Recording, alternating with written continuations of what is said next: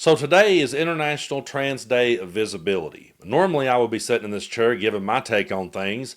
I would be asking you to put yourself in someone else's shoes or look at things from a different perspective. But today, we're going to hear from Jenna, a trans woman who's also a trans activist. And I had her on the channel recently. We did a live stream together where we had one of the best conversations that I've had here on the channel. So I highly recommend you go find that episode and watch the entire thing because I really believe we can learn a lot. I've always said that we don't need to be listening to the bro podcasters tell us about the trans community. We don't need to be listening to these far right MAGA politicians and the youth ministers and the pastors tell us about the trans community. We need to listen to them because there's so much lies and misinformation spread about the trans community. There's so much fear and propaganda being pushed that we really do need to stop and pause and listen to them. So today, Jenna is going to be with us talking about Trans Day of Visibility, of what it means to the community, and what it is that they go through. And I think we can learn a lot from it. Jenna has told me many times that she doesn't speak for the entire trans community, but I do believe that she has one of the best takes that I've heard on it, and I think that we should hear her out and hear them out. And so, one thing I would like to say before I turn it over to Jenna is I know there are a lot of people out there. I know this is a very divisive subject. And I know there are people out there who may agree with me 90% of the time on politics, but this might be the issue that you're iffy about. This may be the one. I've had people say to me, I'm kind of old fashioned. I don't know if I can really get behind that. Here's what I would say to you. Think about what dark and uncertain times we're in right now. Picture where we're at in this country. And picture the uncertainty that you're feeling right now. And I know you are because I've had so many people reach out to me and say, Brando, do you think our vote will ever count again? Do you think we'll even have an election ever again? Do you think I'm going to be able to keep my job? Do you think I'm going to be able to keep my Social Security? Do you think I'm going to be able to keep my health care? Do you think they're going to shut us down, Brando? Do you think they're going to shut you down? I get messages like that every single day from people who are very scared right now because we are living in uncertain times. Now picture all the uncertainty that you're feeling at this particular moment about everything else, and then ask yourself, what if you were trans? Because we can sit back and we can look and we can watch all the hatred that gets heaped upon them every single day from MAGA. We can sit back and watch all of the hatred and all the just propaganda that gets pushed every single day. So why sit and listen to mainstream media tell us about it when we can hear them tell us about it? And stop and really think about what it would be like to be in their shoes. Because I truly am a believer that if they come for one, they come for us all. And so, without any further ado, I'm going to hand the microphone over to Jenna, a trans woman who's lived it and who can tell us about it and help us to understand it. And to everyone out there, we're honoring Trans Day of Visibility today. And I wish everyone well. And I love you all and I support you. And here's Jenna. Well, hello everyone. My name is Jenna Doherty, and I'm a trans advocate from the Bay Area. Many of you met me last week when I interviewed with Brando, and I'm so excited that he brought me back so I can teach you all about Trans Day of Visibility and why it's so incredibly important for people to understand just what we're about and why it's so desperately needed. So many bigots will tell you that we're a trend. And even worse, they'll tell us that we're predators trying to groom your children. We can't escape all of the mass hysteria from people in media and elected representatives who are obsessed with dehumanizing us and trying to whip everybody into a moral panic. And it's incredibly dangerous to us, not only because it puts our lives at risk for violence and discrimination, but even death, a lot of times death. And it's all because they fear what they don't understand.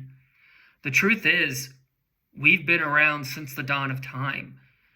Archaeologists confirm that there's hieroglyphics depicting people of gender non-conforming characteristics.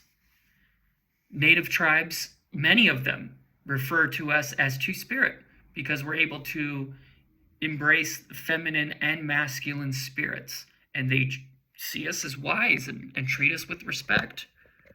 Many other cultures around the world for a very long time have acknowledged our culture. It's only our Western patriarchal culture that's trying to, catch up, hopefully, to the rest of the world. Within the past century, our fight to be free has had its ups and downs, but right now we are seeing the absolute worst attempt to culturally try and erase us, to genocide us since Nazi Germany. You know, in the 1920s, during the Weimar Republic, one of the most infamous physicians and sexologists was Magnus Hirschfeld, who existed in Germany, the Weimar Republic, in the 1920s, built the first trans clinic, and was able to perform the first gender-confirming operation. But when Hitler took power, his clinic was his first target. Shut it down because he said it was a perverse sexual threat to the family and to God. And then we trans people were one of the first people he rounded up and put in camps. And we're seeing that today, the exact same tactics being used against us by Trump's fascist regime and gay people and people of color and anybody else that's marginalized. In the 1950s in America, our fight to be free was finally recognized when a World War II veteran went to Denmark after World War II to get gender confirmation surgery, and she came back Christine Jorgensen. She was the first trans celebrity in America. A lot of people don't even know that.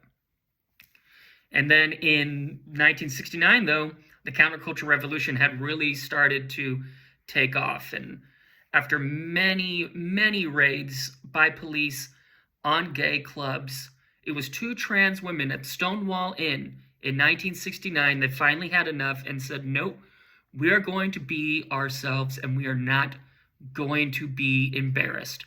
They threw bricks at the police, which basically led to what we now know as Pride. But even then, after the bravery of those 2 trans women, we were constantly trying to be ignored and written out of the history of Pride by gay and lesbian Americans. Even people in our own community were trying to get us out. You know, right now, it is a very dark hour for our community. And not knowing if we are even going to survive, I just really hope that those who are out, who call us an ally, really understand the importance of this moment and just how scared we are. We don't need help, obviously. We have fought extinction before and we've won.